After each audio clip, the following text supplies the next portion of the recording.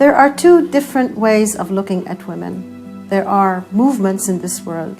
One of the movements is called secular feminism, and this is basically secular gender feminism.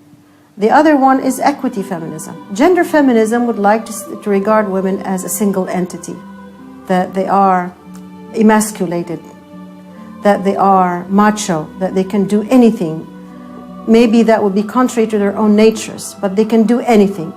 Now, equity feminism is more or less like Islam, and it does cover all the rights that women in Islam would like to have, and that actually women in Islam have been given 1,500 years ago.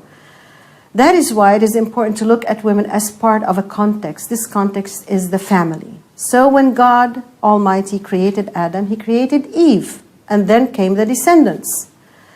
That is why women are part of a family, their fathers, their mothers, they are sisters, they are daughters. That is why we should not look at them as a single emasculated entity.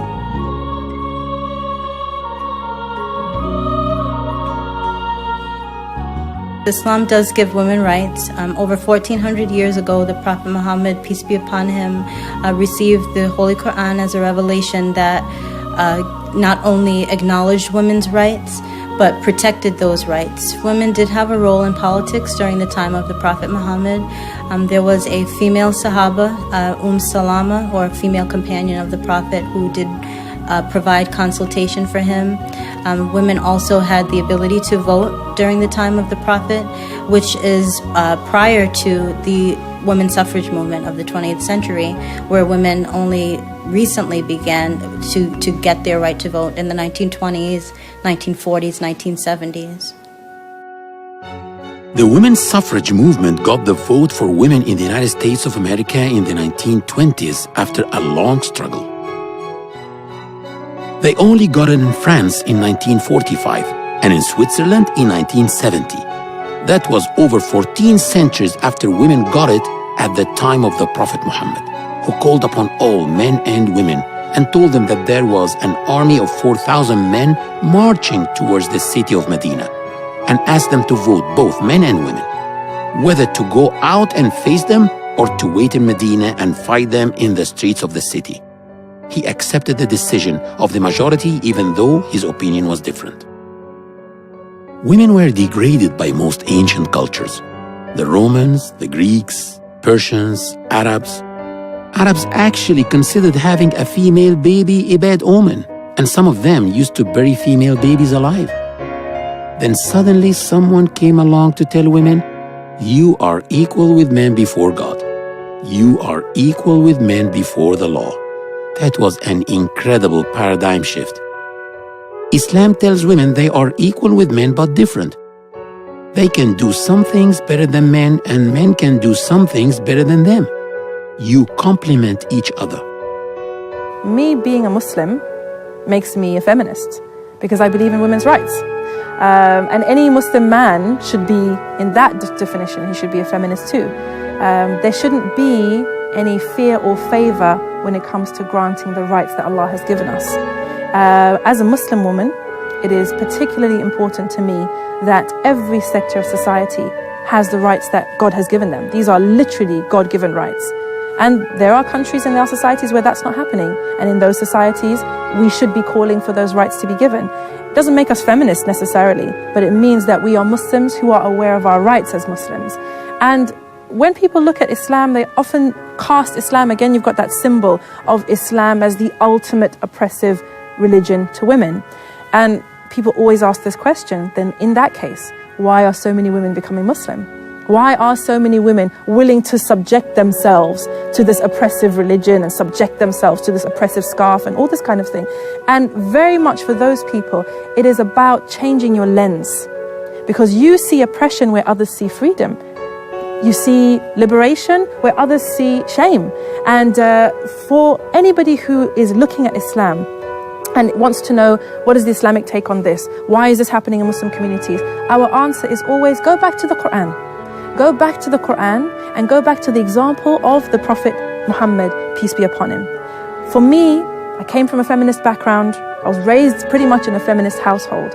And it was the personage of the Prophet Muhammad, peace be upon him, his manner, the way he was with wives, children, companions, anybody else around him. It was his personage more than anything else that made me see the beauty of Islam. Because the way he treated those people around him, let's look at it this way.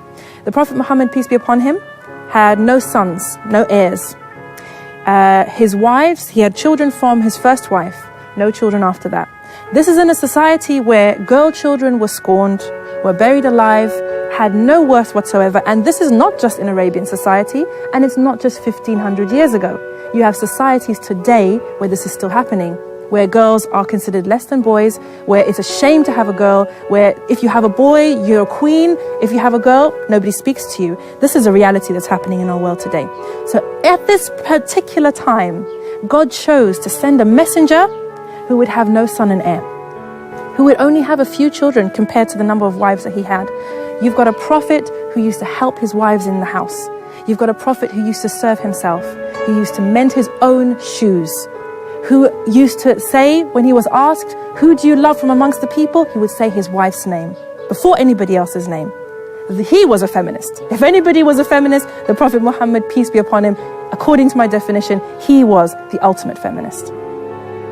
In the last sermon Prophet Muhammad gave before he died, he mentioned that men should treat women kindly and that they should treat them well because women are their partners and their helpers. And that was his last sermon before he died. That was the last message he was ever going to give anyone.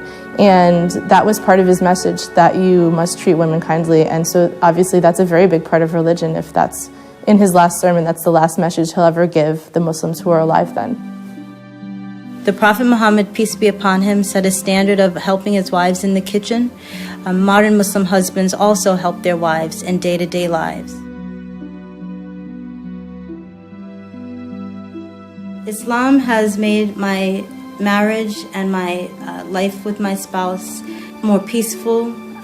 We can truly love each other because we have standards of what love is. Prior to accepting Islam, I was caught up in the ideals of, what does it mean to have a marriage and what is romance, and, I want to have a romantic relationship, and Islam has made our relationship truer and more solid, more secure.